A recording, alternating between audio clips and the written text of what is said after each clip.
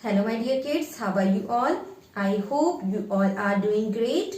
This is your English teacher Himani Joshi from Arden Progressive School.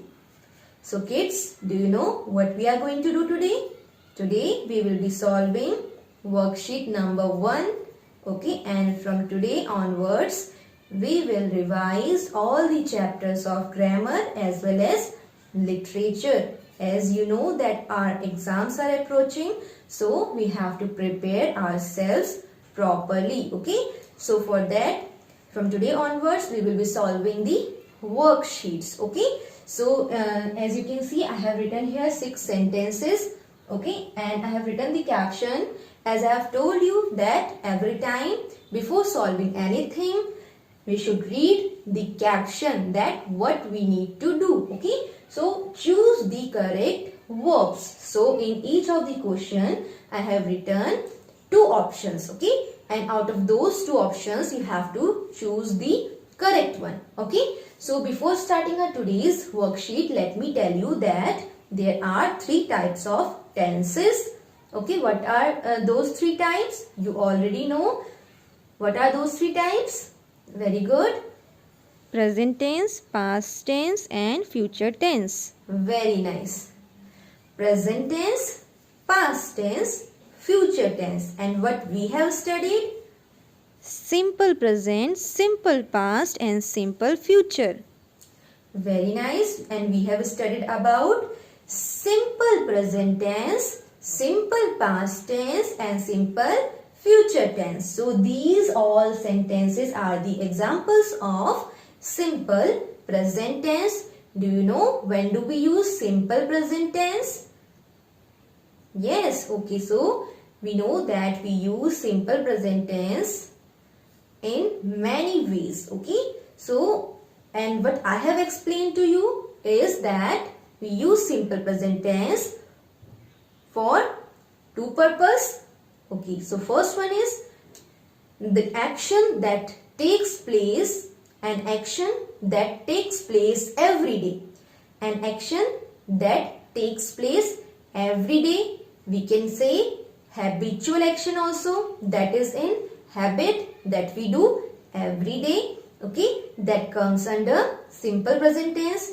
The second is universal truth. Second is universal truth. Universal truth means the thing that is true not only for one but for all. That was true in the past, is true in the present and will remain same in the future. Okay, so that is called a universal truth. Universal truth. Okay, that will remain same. That will never ever gonna change for anybody. Okay, that is called universal truth. So simple present tense. There are 2 uses of simple present tense. When do we use simple present tense?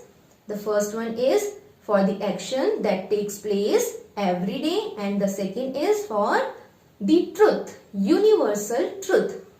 Alright, so these sentences are the examples of simple present tense. Okay, so now the question is, how do we form sentences of simple present tense? We all know that the sentence formation remains same. First we put subject. First we put subject, about whom we talk in the sentence is called subject. Thereafter verb. Okay, thereafter verb. There are 2 types of verbs, helping verbs and action verbs. Okay, so the verb. Alright, the third is object. Subject plus verb plus object.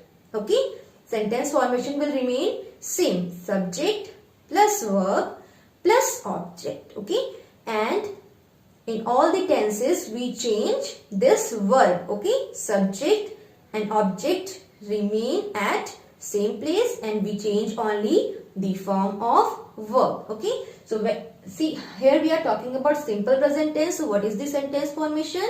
First we put subject, then Verb first form. and with verb as or es and then object. So here you can see we cooks dinner. Okay, so here the subject is, we are talking about we. Okay, and subject can be a noun or a pronoun. So here this is a pronoun, we. Okay, so we is a pronoun and it is a subject here. So it is a subject. Here dinner is the object. This is object and this one is the verb. And we have given two verbs. Here we have two verbs. One is cook and the second is cooks. Okay. Now the question is, which one we should use? Which one we should choose? Okay. So the answer is when the subject is plural. Okay. When the subject is plural, then the verb will also be the plural verb. Okay. With plural subject, plural verb. With plural subject, plural verb. With singular subject, singular verb. Please repeat after me. With singular subject, singular verb. With plural subject, plural verb. Please repeat. With singular subject, singular verb. With plural subject, plural verb. Alright. So, but there is a change. When we change the nouns to plural, we put s or es. But here in the case of verb, this is just opposite. Okay, when the verb is singular, it contains s or es. Okay, it includes s or es when it is singular. And when the verb is plural, then it does not include s or es. Okay, so now we have subject we. So this is singular subject or plural subject. We know that we is plural. Okay, we are writing PL. PL for plural. So we is plural subject. So we know that with plural subject we use plural verb, and we know that verbs are just opposite to the nouns. Okay, when the verb is plural, it does not include s or es. So plural subject is there, so we will use plural verb. So which one is plural verb? This one. Okay, cook. This is plural verb. Why is this plural verb? We know that when the verb is plural, it does not include s, and when the verb is singular, then it includes s. So here this one. Okay, so please take this one. We cook dinner. We cook dinner. We cannot say we cooks dinner because here the subject is plural. Here the subject is plural. So we will use plural verb, and plural verb does not include s or es. So I think this much is clear. Now the second is I. So beta, I we consider as the plural subject. Here the subject is I and a comic is object. Here we have two verbs, read, reads. Okay, so I we will consider as plural subject. It is also a pronoun. Okay, so this is a subject because here we are talking about I. So this is a subject and this is a plural subject. This is a plural subject, and with plural subject we use plural verb. So tell me which one is the correct answer. Please write in the comment section which one is the correct answer. Very good, you all are correct. So this is a plural subject. So we will use plural verb. So which one is the plural verb? You all are correct. Read is the plural verb because plural verbs do not include s or es. So read is the plural verb. Well done. Now the next is you study studies. You study studies. So here we have only subject and verb. Okay. So subject is here you and it is a pronoun. We know I, we, you, they. These are the pronouns, and here we are talking about you. So you is a subject because here we are talking about you. So you is a plural subject. So with plural subject we use plural verb. With plural subject we use plural verb, and plural verbs do not include s or es. So you study. What should be the answer? You study. Very nice. Now, my brother plays. My brother plays. So here we are talking about brother, my brother. So my brother is singular or plural? We are talking about one person. We are talking about one person. One person means singular. One person means singular. So please tell me in comment section what should be the answer. Very good. So here we have singular subject, and we know with singular subject we use singular verb, and singular verb includes S or ES. So which one is having S? This one, plays. So answer is plays. Okay. Now Mary cleans the house. Here we are talking about Mary. So Mary is subject. Here cleans. Verbs, the house, object. So here Mary is a singular subject, and with singular subject we use singular verb, and with singular verb we does include S or ES. Okay, with singular subject we include S or ES. So it is a singular subject, Mary. So we will choose the verb, singular verb. Okay, with singular subject, singular verb, and singular verb includes S or ES. So Mary cleans the house. Okay. Now the last is Priya does her homework. So here we are talking about Priya. So Priya is a subject, and Priya is a singular subject, and we know with singular subject we use S or ES with the verb. So here does. So Priya does her homework. So now I think it is clear that when the subject is singular we use singular verb, and singular verb includes S or ES. When the subject is plural, we use plural verb with it, but plural verb does not include S or ES. Okay, verbs are just opposite to the nouns. Okay, and what we do in the nouns? With the nouns we use S or ES when we are writing the plural, but with the verb the case is just opposite. Okay, now we have 4 more questions, 7, 8, 9 and 10. These questions are based on simple past tense and simple future tense. So before solving these 4 questions, we should learn about simple past tense and simple future tense. So there are 2 uses of simple past tense. Okay, actions happened in the past. For the action that has happened in the past, we use simple past tense. The second use is that for the past habitual action, okay, that we used to do in the past.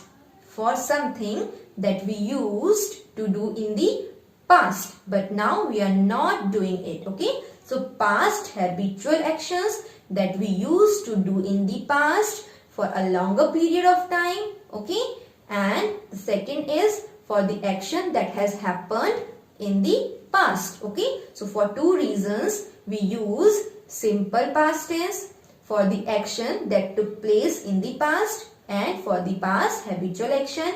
What is the sentence formation? It will remain same: subject plus verb plus object, but we change the verb. Okay, subject will remain same, object will remain same, we will change the verb. Now this time with simple past tense we will use verb second form, and we have written the forms of verb. Okay, and we have learned them. Okay, so we use verb second form. So the sentence formation of simple past tense is subject plus verb second form plus object. Please repeat after me. subject, verb second form, object. Subject plus verb second form plus object. This is the sentence formation of simple past tense. So question number 7, 8 and 9 are the examples of simple past tense. Okay. So last night we are talking about past. Last night. Okay. So last night my baby, we have written cry and cried for milk. So what should we use? We have the verb cry. Okay. And what is the second form of verb cry? It is cried. C-R-I-E-D. Cried. Okay. So take on cried. This is the second form of verb cry. Cry, cried. Cry is first form and second form is cried. Okay. So the last night my baby cried for milk. Why we are using cried? Because this is the example of simple past tense where we use subject plus verb second form then object. Okay. So here the subject is my baby because here we are talking about my baby. Okay. So cried because we are talking about something that has happened in the past. Okay. So last night means in the past. Okay. So cried verbs second form. So subject plus verb second form plus object. Okay. Now the next is she play football yesterday. Okay. So the subject is she and object is football yesterday. And we are talking about yesterday. Something that has happened yesterday. Yesterday means in the past. And we know the sentence formation is subject plus verb second form. So play's second form is played. P-L-A-Y-E-D. Played. So she played football yesterday. Yesterday means something that has happened the last day. Okay. Means yesterday. Okay. We are talking about the past. Now Aradhya won the match yesterday. Here also we are talking about yesterday. Okay. So yesterday means we are talking about the past tense. And with the past tense, what is the sentence formation? Subject plus verb second form. So what is the second form of win? Win is the first form. Won is the second form. Won. Okay, we say it won. Win is the first form and won is the second form. And why we are using here second form? Because we are talking about yesterday. Yesterday means past. Okay, for the past we use yesterday.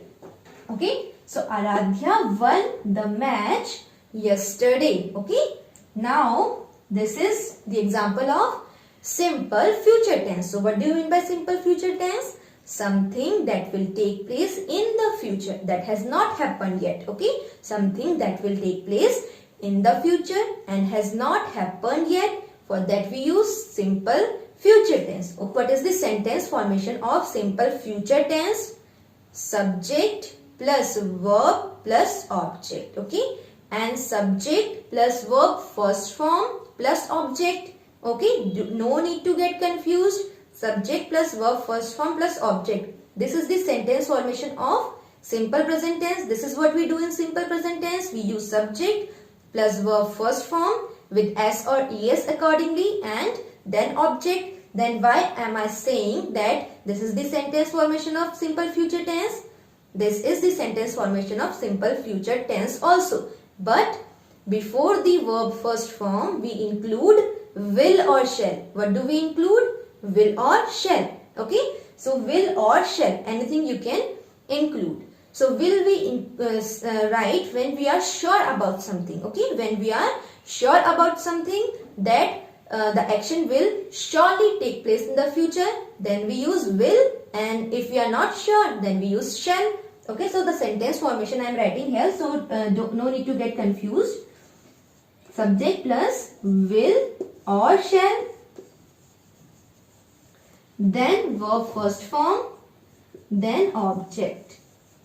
Okay, if we don't write this, then it will be the sentence formation of simple present tense, but when we write will or shall before a verb's first form, it becomes simple future tense. Okay. So where, see, will play or played. Played, this is the second form of verb. So it is clear that we don't have to use this. Okay. We will use this. Okay. And here we have used verb first form, and with verb first form we have used before it will. Okay. So I will play with my friend tomorrow, and we are talking about tomorrow. Tomorrow means that will come in the future. Okay, when we are talking about future action, we use simple future tense. Okay, and with the simple future tense, the sentence formation is subject, will or shall. Okay, will or shall, verb first form, then object. Subject, will or shall, verb first form plus object. I hope now this much is clear to you all. So please do this worksheet in your notebook in a very good handwriting. Okay, and it's a request to all of you that please attend the online classes on regular basis, because there also I will be explaining the chapters one by one. So it is must to attend the online class. Complete your work on time with good handwriting. Pay attention towards your studies. Okay, I hope this concept is clear, and you have to do this worksheet number 1 in your notebook. Alright, thank you for listening to me patiently. We will meet in our next video. Till then, take care. Bye-bye.